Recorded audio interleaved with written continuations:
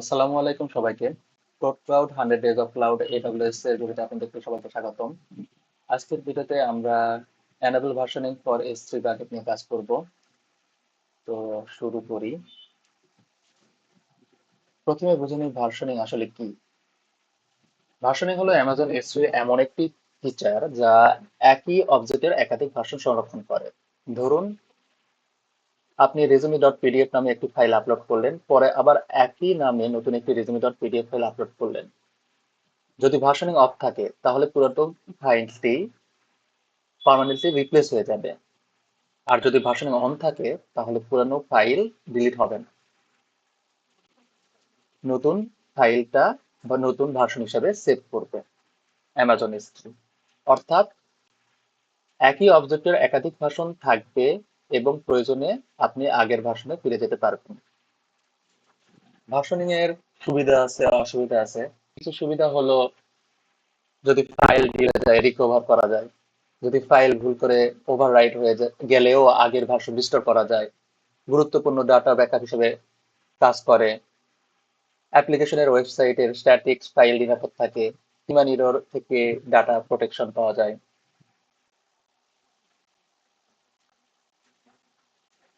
এরকম করলে কি হয়, যদি আমরা মনে করেন পুরনো ফাইল ডিলিট বা মুছে ফেলি, আসলে ভার্সনিং এনাবেল থাকলে ডিলিট করার সময় অবজেক্ট পার্মানেন্টলি ডিলিট হয় না। অ্যামাজন হিস্ট্রি এটি একটি ডিলিট মার্কার হিসেবে যোগ করে। এর ফলে অবজেক্টটা সাধারণভাবে দেখা যায় না, কিন্তু আগের ভার্সনের এখন বাকেটের থেকে যায় এবং চাইলে রিস্টোর করা যায়।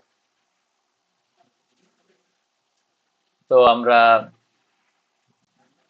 টাস্কে প্রবেশ করছি। এখানে বাকেট নেম দেওয়া আছে এটা, এবং এনাবল করতে হয়েছে ভার্সনিং। তো আমরা কনসোল ইউআরএল এ যাব।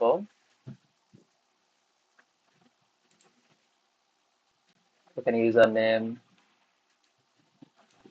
পাসওয়ার্ড দেওয়া আছে।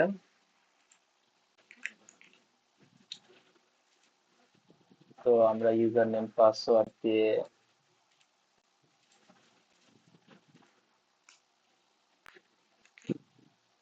সাইন ইন করব।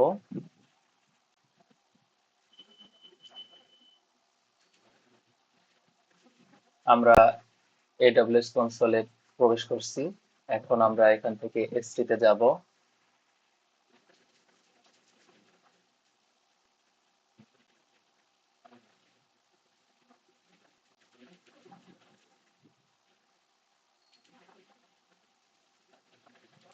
তো এখানে ভার্সনটা দেওয়া আছে। এখন আমরা এখানে ভার্সনটাকে চুজ করব।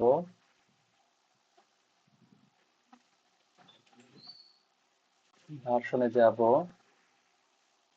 এখানে ভার্সনের প্রপার্টিসে যাব।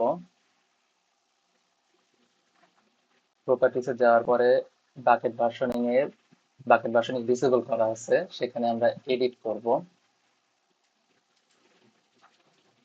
এনাবল অপশনে ক্লিক করব,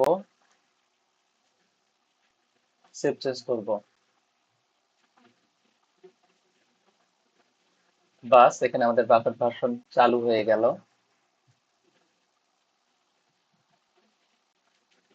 এখন আমরা চেক করব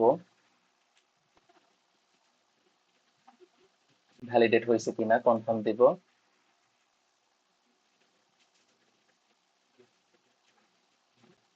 আমাদের টাস্কটা কমপ্লিট হয়েছে।